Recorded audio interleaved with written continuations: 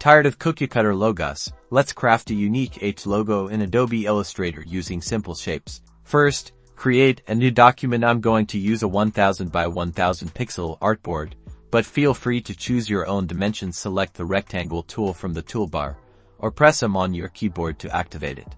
Now, draw a rectangle on your artboard. This will be the base of our H. Make it a decent width. We'll be adjusting its size later. Don't worry about precise dimensions at this stage.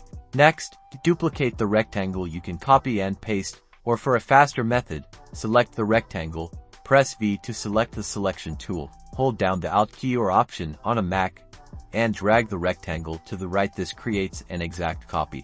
Now, position the two rectangles so they are on the sides of your canvas. They'll form the vertical strokes of our H. You can drag them or use the Align panel to center them vertically, if you like. Now, select the rectangle tool again, and draw another horizontal rectangle. This will be the horizontal bar of your H. Make sure to adjust the size.